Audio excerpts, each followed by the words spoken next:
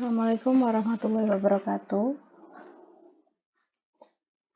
Baiklah, perjumpaan kali ini kita akan membahas mengenai prosedur dan fungsi. Sebelumnya Budian minta maaf jika beberapa minggu ini kita hanya bisa belajar lewat online. Intinya nggak bisa ketemu, tapi ya mari berdoa aja semoga pandemi ini cepat berakhir sehingga kita bisa ketemu lagi, ketemu guru-guru dan ketemu teman-teman di sekolah kembali. Oke, prosedur dan fungsi. Sebelumnya, ada yang tahu prosedur itu apa? Kita bicara mengenai bahasanya dulu. Prosedur. Kalau misalnya kalian tidak ada bayangan, coba bayangkan ini. Perhatikan prosedur mencuci tangan di samping ini. Nah, jika kalian perhatikan, di sini ada cara mencuci tangan yang baik dan benar. Yang pertama, basahi tangan dengan air dan ambil sabun secukupnya, gosok kedua telapak tangan, dan seterusnya. Ini yang dinamakan prosedur. Nah, prosedur artinya apa berarti? Ada yang bisa menyimpulkan?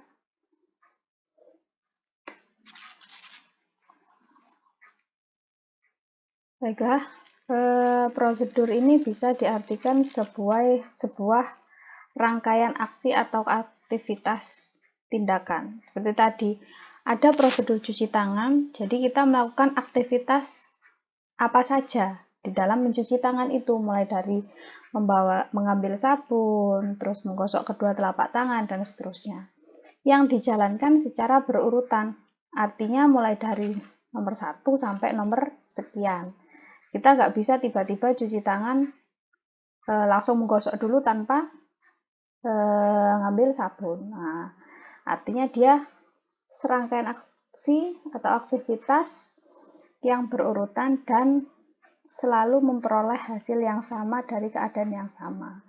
Artinya apa? Keadaannya apa untuk cuci tangan itu? Tangan kita kotor, sehingga kita butuh rangkaian aktivitas pencuci tadi. Kemudian diperoleh hasil. Hasilnya apa? Tangannya bersih. Nah, seperti itu maksudnya. Oke. Kemudian di sini fungsi. Nah, fungsi kalau dari bahasa, mungkin kalian biasanya membayangkannya adalah ibaratnya fungsi dari HP apa? Oh, alat komunikasi, seperti itu ya. Coba kita bayangkan ini dulu. Coba berpikir menurutmu apa fungsinya guru? Kalau kamu menjawab, ya untuk mengajarkan Bu, untuk ngomong di depan kelas. Oke, itu namanya fungsi dari guru. Tapi sebenarnya untuk menjadi fungsi tersebut, artinya untuk menjadi seorang guru tersebut, apa yang harus dilakukan? Pasti melakukan beberapa aktivitas seperti ngomong di depan kelas, kemudian menyiapkan bahan-bahan pelajaran, itu aktivitasnya. Nah, kalau kita simpulkan, fungsi itu adalah sekelompok aktivitas yang dilakukan atau dijalankan secara berurutan sesuai agar mencapai tujuan tertentu. Sama, jadi fungsi ini adalah sekelompok aktivitas yang harus dijalankan. Kayak tadi, fungsinya guru apa? Oh, untuk membelajarkan. Kemudian aktivitas apa yang dilakukan? Yang ngomong di depan kelas, Bu, menyiapkan pelajaran, Bu, menyiapkan materi pelajaran, seperti itu. Nah, tujuannya apa? Ya, tujuannya adalah untuk menyampaikan informasi. Sama seperti prosedur tadi, yaitu harus berurutan. Jadi nggak bisa, kalau misalnya guru ngomong di depan kelas, ngomong aja tanpa bahan materi. Jadi urutannya itu penting. Nah, sampai sini mungkin dipahami dulu ya prosedur apa, fungsi apa. Nah, kalau sudah memahami tadi, sekarang yang Budian tanyakan adalah apa perbedaan prosedur dan fungsi. Oke, coba kita ambil titik-titiknya atau benang-benangnya. Tadi Budian bilang prosedur itu serangkaian aksi Bu, aktivitas seperti mencuci tangan tadi. Banyak hal-hal yang perlu dilakukan secara berurutan pula, kemudian dilakukan untuk memperoleh hasil yang sama. Nah, kalau fungsi apa? Sekelompok aksi atau aktivitas. Berurutannya ya harus berurutan. Dilakukan untuk mencapai tujuan. Nah, kalau kalian baca atau kalian lihat di sini, hampir sama ya, sama-sama berurutan, sama-sama serangkaian atau sekelompok aksi atau aktivitas, sama-sama ada hasil atau tujuan yang ingin dicapai. Jika kita bicara mengenai prosedur dan fungsi dalam kehidupan sehari-hari atau bahasanya atau manfaatnya, itu memang terlihat sama. Tapi nanti pertemuan selanjutnya kita akan membahas mengenai perbedaan ini. Nah, karena perbedaan prosedur dan fungsi ini hanya bisa dilihat jika kita sudah masuk ke kode program. Yang ingin Budian tekankan di sini adalah prosedur atau fungsi sama-sama serangkaian aktivitas berurutan ya, dan juga harus menghasilkan sesuatu atau mencapai tujuan atau menyelesaikan masalah. Nah, seperti itu ya. Jadi kita masih membahas prosedur dan fungsi dalam bahasa. Nah, oke. Selanjutnya, ini. Coba kita lihat contoh lainnya. Oke, tetap diingat ya tadi prosedur dan fungsi. Sementara ini kita samakan dulu prosedur atau fungsi. Itu serangkaian aktivitas berurutan dilakukan untuk memperoleh hasil atau tujuan. Nah, di sini ada cara untuk hidup sehat. Nah, apa sih yang harus dilakukan untuk memulai hidup sehat? Ini contoh lagi. Apa yang harus dilakukan untuk memulai hidup sehat? Nah, ada banyak ya. Yang pertama, contoh aja ini, menjaga pola makan. Yang kedua, melakukan aktivitas fisik atau berolahraga. Yang ketiga, menjaga kebersihan tubuh. Nah, kalau kita bicara mengenai menjaga pola makan, itu kan pasti ada cara-caranya atau ada aktivitas-aktivitas atau ada langkah-langkah atau tindakan-tindakan yang harus menjaga pola makan. Artinya apa? Menjaga pola makan ini adalah suatu prosedur. Yang kedua, melakukan aktivitas fisik atau berolahraga. Nah, caranya olahraga gimana? Untuk berolahraga ini sendiri berarti kan kita harus memiliki atau membuat aktivitas-aktivitas olahraga seperti berlari. Sebelum berlari harus apa? Pemanasan dulu dan lain-lain. Sama. Berarti 1, 2, dan 3 semuanya adalah sebuah prosedur. Nah, dari 3 hal di atas, berarti Budian tadi bilang ya, bahwa masing-masing ini tadi adalah prosedur atau fungsi. Nah, kalau kumpulan-kumpulan fungsi atau prosedur ini akan dinamakan sebuah sistem atau rangkaian-rangkaian atau sekumpulan dari prosedur atau fungsi ini dapat dikatakan sebuah sistem. Artinya apa? Misal, kita ibaratkan program hidup sehat atau sistem hidup sehat. Prosedurnya apa saja? Prosedur yang pertama adalah harus menjaga pola makan. Prosedur yang kedua adalah melakukan aktivitas fisik atau berolahraga. Nah, jadi kalau ada prosedur atau fungsi yang bekerja sama, ibaratnya untuk mencapai tujuan yang sama, itu kita sebut kumpulan dari prosedur atau fungsi ini adalah sebuah program. Seperti itu. Kalau masih bingung, coba kita lihat lagi. Sini ada diagramnya ya. Jadi ada prosedur 1, prosedur 2, prosedur atau fungsi ya, fungsi 3 dan lain-lain. Kumpulan-kumpulan ini kalau menyelesaikan suatu masalah atau untuk mencapai tujuan tertentu yang sama, berarti dia disebut program. Nah, terus kalau kalian tanya, loh Bu, kenapa kok harus ada prosedur atau fungsi? Kenapa kok harus ada ini? Nah, coba kita lihat lagi. Ibaratkan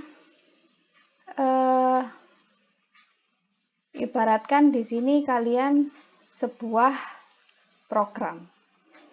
Jika kalian program itu tadi tidak ada prosedur atau fungsi-fungsi yang terbagi, itu pasti akan kesusahan. Contohnya seperti ini. Sebuah sekolah itu kan dijalankan bersama-sama. Ada yang namanya kepala sekolah, wakil kepala sekolah, kemudian ada TU, kemudian ada guru. Nah, inilah prosedur-prosedur.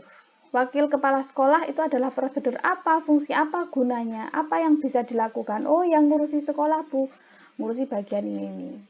Kalau TU, urusannya apa? Oh, bagian persuratan. Kalau bendahara, oh, bagian keuangan. Kalau misalnya tidak ada prosedur atau fungsi, yang pertama adalah beban kerja program akan berat. Atau kalau ada fungsi ini sama prosedur, itu program tidak akan berat. Kenapa? Karena fungsi-fungsinya atau aktivitas-aktivitasnya sudah dibagi-bagi. Jadi tidak hanya satu orang yang mengerjakan. Nah, ini agar satu otak program tidak melakukan beberapa aktivitas yang sama secara berkali-kali, secara individu atau sendirian. Kalau misalnya sekolah itu hanya bisa dilakukan oleh kepala sekolah, ya wes, berarti ya satu orang itu melakukan bendahara, ngitung uang, melakukan persuratan. Nah, kan itu tidak efisien dan juga memberatkan. Nah, pengaturan aktivitas dapat lebih rapi. Artinya apa? Butuh satu pemimpin untuk menyuruh, isinya membagi bagian-bagian pekerjaan. Jadi kayak bendahara melakukan keuangan, nanti store-nya kemana? Ya ke kepala sekolah. Tetap terpusat. Jadi yang mikir satu, yang menjalankan banyak. Nah, kayak gitu. Jadi ini manfaat prosedur dan fungsi. Oke, lalu bagaimana penerapan di teknologi? Masih ingat arti teknologi di sini, kemudian tanya ya, masih ingat teknologi ini pertemuan semester kemarin nih. Coba kita ingat-ingat lagi. Kalau kita bicara mengenai teknologi, artinya yaitu segala sesuatu yang memudahkan manusia melakukan sesuatu, merubah sumber daya menjadi alat-alat. Nah, dari sini ada bayangan. Contoh, dulu sebelum ada teknologi, mbah-mbahmu, bapak ibumu, kalau mau ngomong antar wilayah itu pasti ngirim surat, ya kan? Nah, sekarang ada muncul teknologi namanya handphone atau yang kita sekarang biasa sebut smartphone ya. Nah, itu salah satu teknologi merubah sumber daya, artinya merubah yang awalnya kertas itu tadi menjadi alat. Apakah memudahkan? Oh, jelas. Dulu kalau mau ngomong butuh waktu seminggu, kurang lebih ya. Kalau sekarang kamu tinggal video call, pencet, langsung terhubung. Nah, kayak gitu tuh teknologi. Nah, lalu apa kaitannya? Di sini kita bicara mengenai prosedur. Maka prosedur dan fungsi jika digabung dengan teknologi, artinya dia adalah tetap program di mana di dalamnya terdapat fungsi dan prosedur yang dapat dijalankan hingga mencapai hasil atau tujuan tertentu, yaitu untuk memudahkan manusia dalam melakukan sesuatu. Kita sekarang bicara mengenai teknologi, alat-alat apa saja yang membantu pekerjaan manusia. Oke, contoh di sini kita bicara mengenai program rice cooker. Apakah rice cooker itu teknologi? Apakah bisa disebut teknologi? Ya Bu, jelas Bu. Kenapa? Ya itu tadi, dulu mbahmu masak itu bahasanya ngaru ya. Entah kalian pernah dengar apa enggak. Ngaru, jadi harus masak dikaru dulu, nanti dipindah Nah, butuh 2 kali atau biasanya ngetim. Nah, tuh bahasanya lagi. Jelas, rice cooker ini sangat bisa dikatakan teknologi. Kenapa? Kamu tinggal nyuci, mbok taruh, diklik, matang sendiri nanti dalam jangka waktu tertentu. Nah, itu. Terus apa saja fungsi atau prosedur yang ada di dalam teknologi ini? Nah, kalau kamu yang sering masak, ini biasanya cewek-cewek ya. Kalau yang cowok-cowok biasanya cuma lihat aja. Pasti di situ minimal ada cook dan warm. Nah, ini salah satu contoh prosedur atau fungsi. Lah, cook ini apa, Bu? Ya, cook itu prosedur. Terus langkah-langkahnya seperti apa? Ya, ketika kita klik cook, berarti nanti rice cookernya kan mengetahui, oh iki loh, waktunya masak. Berarti entah itu nanti panas yang ada di dalam cooker atau rice cooker tadi lebih tinggi jika dibandingkan dengan warm. Ketika sudah selesai masaknya, dia langsung pindah ke warm. Nah, itu tadi. Jadi ada masing-masing instruksi atau cook dan warm ini masing-masing instruksi. Otaknya mana ya? Otaknya rice cooker. Maka bisa kita sebut adalah program rice cooker. Fungsi atau prosedurnya ada cook, ada warm. Kalau yang rice cooker yang bagus itu biasanya juga ada pengaturan waktu. Nah, itu juga bisa disebut fungsi atau prosedur. Nah, mungkin dari penjelasan Budian ini ada yang bisa ditanyakan. Kalau misalnya ada yang bisa ditanyakan atau ada yang masih bingung, silahkan tanya ke grup WA ya.